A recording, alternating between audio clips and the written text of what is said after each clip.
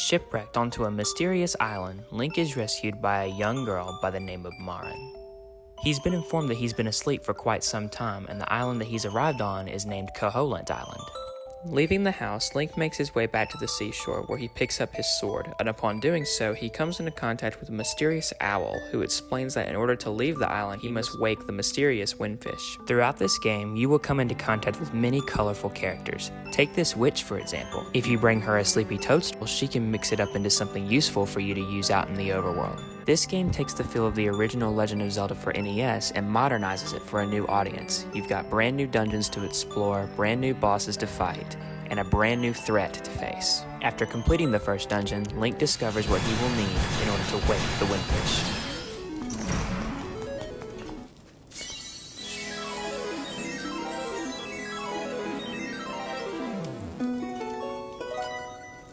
In order to wake the windfish, Link must find all of the instruments and bring them to the top of the island where the windfish sleeps.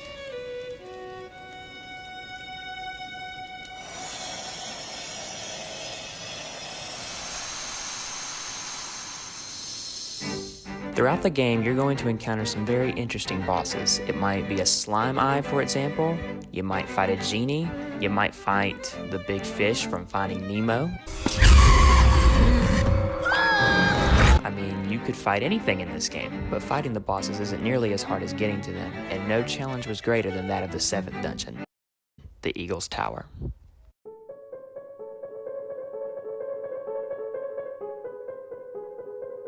In order to understand how difficult the Eagle's Tower was, I have to take you back to the original. As you explore this dungeon, you come into contact with a very mysterious green orb, and you start to carry it around. And you're supposed to... What are you supposed to do with it? Oh, you're supposed to hit it against these pillars to make the top floor come crashing down. My first time playing through this dungeon, I carried this orb around for hours, completely unaware that all you had to do was throw it against these pillars to make the top floor come crashing down. So I'm really thankful for this remake that they at least made the pillars seem suspicious and something that you could interact with. But if you still end up wandering around the dungeon for hours like I did, at least you have Kirby to hang out with, so that's a plus. As you continue to explore the mysterious Koholint Island, you get a sense that something's not quite right. You find out that there's some kind of illusion over the island. Further mysteries are brought up after you defeat the boss of the Eagle's Tower, where it's explained that we are inside the windfish's dream. What is this illusion? What is this dream?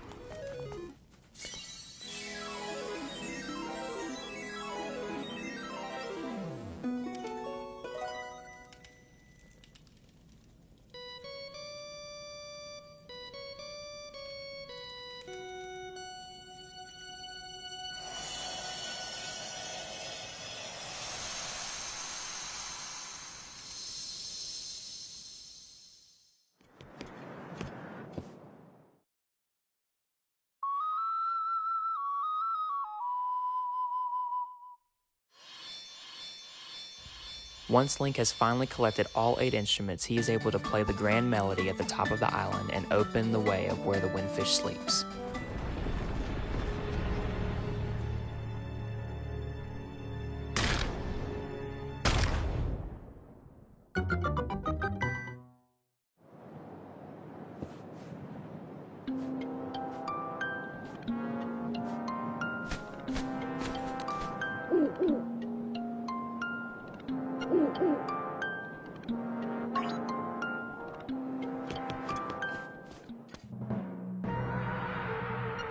Entering inside, Link finally comes into contact with the darkness that's been keeping the windfish asleep for so long. Known only as the Nightmare, this boss takes the form of previous bosses you've faced before. But mysteriously, this is also the only time in the game where Ganondorf makes an appearance, just as a dark blob. After defeating him and the boss's many other forms, Link is finally able to meet with the windfish and get off the island.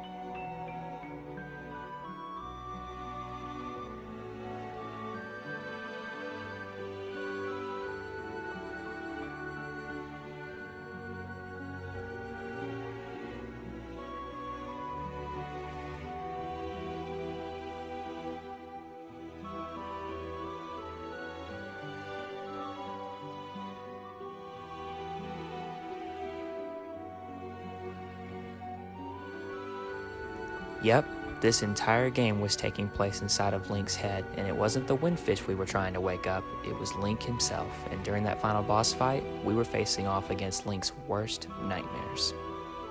This game was so much fun to go back and replay. The dungeons, the bosses, all of it felt fresh, but I'm really excited to bring you guys this mid-finale special, so here's a sneak peek.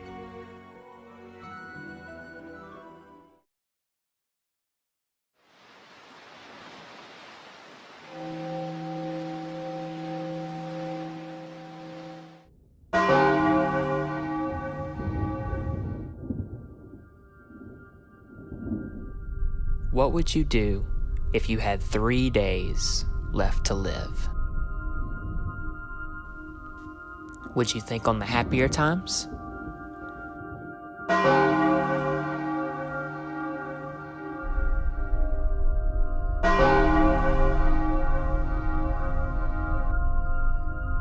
Would you confess your feelings to the ones you love most?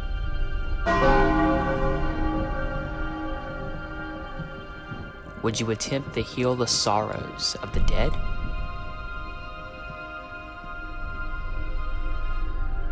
Would you cower in fear of the doom to come? Or would you fight back to take on and heal the sorrows of the land about to be destroyed?